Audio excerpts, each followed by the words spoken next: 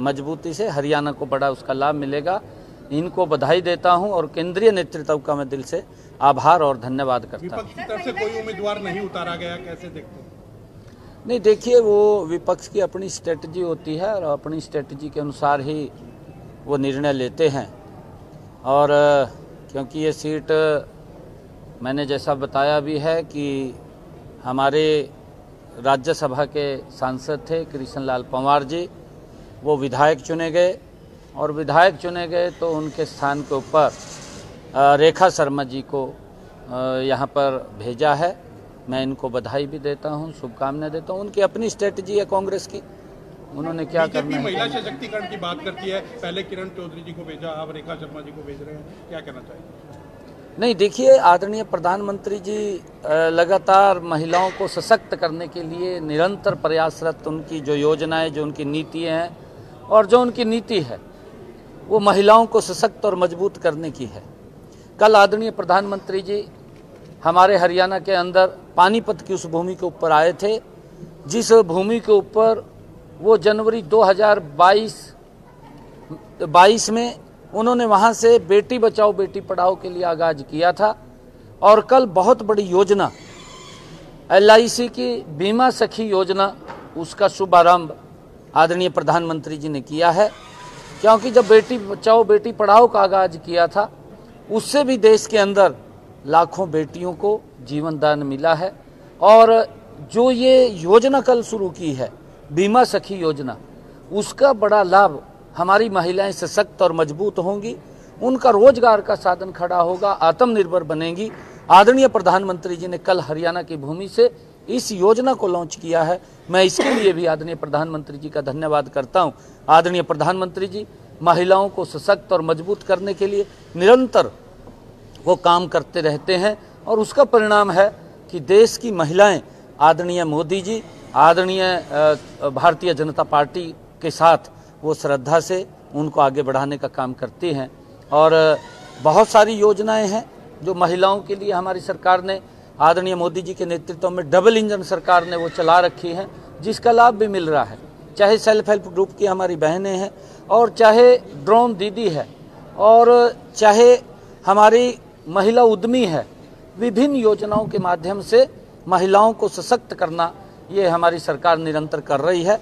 ये पहली बार है। मैं धन्यवाद करना चाहूँगा आदरणीय प्रधानमंत्री नरेंद्र मोदी जी का कि उन्होंने लोकसभा और विधानसभा के अंदर भी 33% का आरक्षण नारी शक्ति वंदन बिल, वो भी पास नरेंद्र मोदी जी भारतीय जनता पार्टी ने किया है, जिसका लाभ हमारी बहनों को, आदरणीय प्रधानमंत्री जी की जो सोच है कि महिलाएं भी इस देश के विकास के अंदर उनकी भी महत्वपूर्ण भूमिका हो, उसको लेकर के उसको पास किया। उसका लाभ आने वाले समय के अंदर हमारी महिलाओं को। किसानों का रुख खड़ा हुआ है सर। एयरपोर्ट के मामले के लेकर के हरियाणा और USA के बीच में क्या MOU है और कब तक ये हिसार एयरपोर्ट है, जेवर एयरपोर्ट है, अम्बाला है, कब तक चालू है?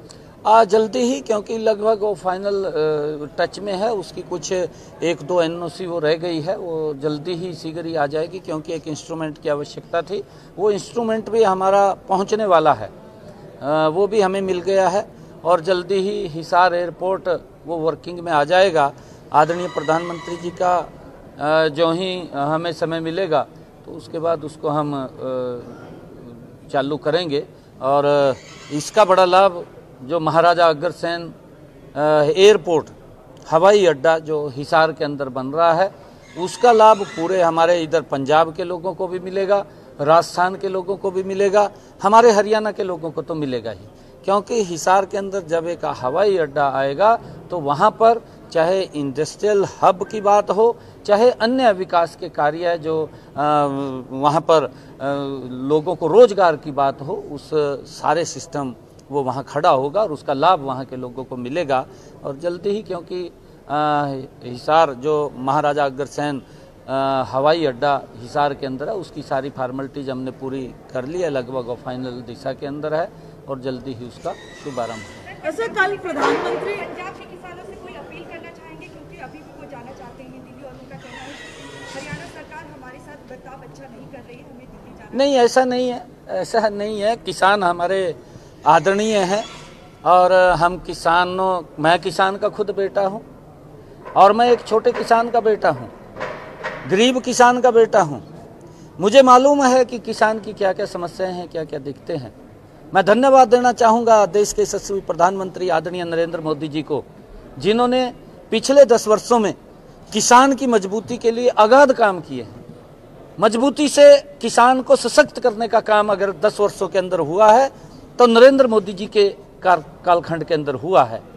क्योंकि अन्य विपक्षी दल, चाहे कांग्रेस है चाहे कोई अन्य दल है, अभी भी वो लोग इस किसान के नाम के ऊपर इसके अंदर राजनीति ढूंढ रहे हैं।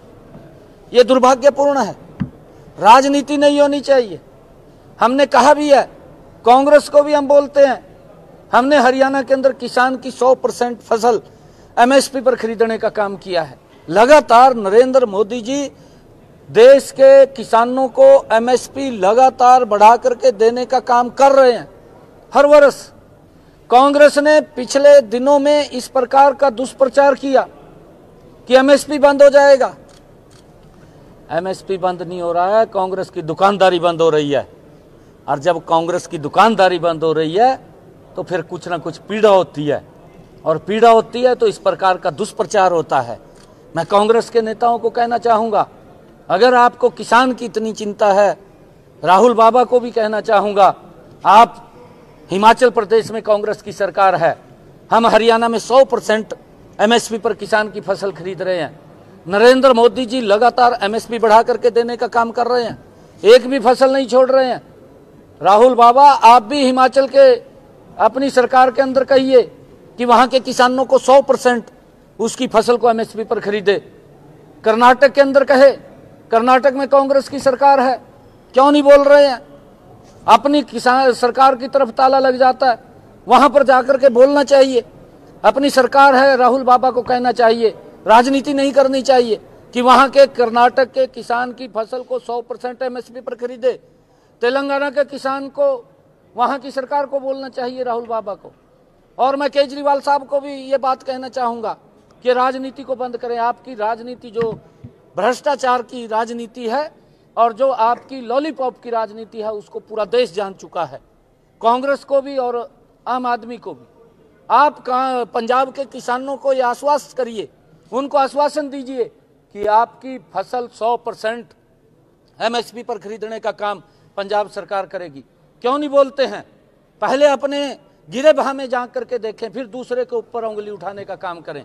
ये करना चाहिए केजरीवाल साहब को, राजनीति नहीं करनी चाहिए इसके अंदर। किसान हमारे आदरणीय है, मैं किसान का बेटा हूं, मुझे मालूम है। मैंने खेत के अंदर अपने हाथ से पानी लगा रखा है, खाल के अंदर नक्के मोड़े हैं।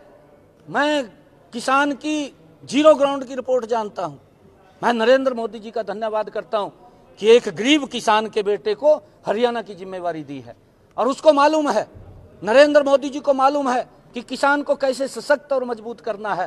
परंतु ये कांग्रेस पार्टी और अन्य दल मिलकर के जो इंडी गठबंधन के साथ जुड़े हुए हैं, ये किसान के नाम के ऊपर राजनीति कर रहे हैं।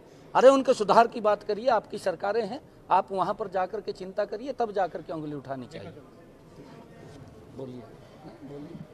आज आपने नामांकन किया है, क्या कहना चाहेंगे? सबसे पहले मैं देश के यशस्वी प्रधानमंत्री श्री नरेंद्र मोदी जी का धन्यवाद करना चाहूँगी। मैं हमारे राष्ट्रीय अध्यक्ष जगत प्रकाश नड्डा जी का धन्यवाद करना चाहूँगी। मैं अमित भाई का धन्यवाद करना चाहूँगी। मैं मनोहर लाल खट्टर जी का, और मैं नायब सैनी जी का जो सीएम है, हमारे यशस्वी सीएम है हरियाणा के, उन सब का धन्यवाद करना चाहूँगी कि उन्होंने मुझे एक बार फिर मौका दिया देश की सेवा करने के लिए। मैं राजनीति में तो बहुत सालों से काम कर रही हूँ, लेकिन जब से मोदी सरकार आई है, उन्होंने महिलाओं के लिए जो कदम उठाए हैं, सबसे पहले मुझे लगता है आज महिलाएं जिस रास्ते में उनको जाना चाहिए था, आज वो रास्ता उन्होंने दिखाया है। और महिलाओं को सशक्त करने के लिए सबसे ज़्यादा कदम अगर उठाए हैं तो माननीय प्रधानमंत्री जी ने उठाए हैं।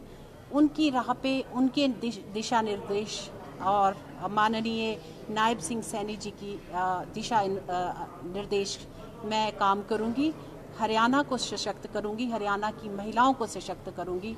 और जैसे ही पार्टी आदेश देगी, मैं पार्टी का धन्यवाद करना चाहूँगी, क्योंकि पार्टी ने बहुत बड़ी जिम्मेवारी मुझे दी है। मैं उन सबका, जो मेरे साथ मेरे कार्यकर्ता, भाजपा के कार्यकर्ता, जो मेरे चाहने वाले, जो मुझे प्यार करने वाले, सबका तहे दिल से शुक्रिया अदा करना चाहूँगी।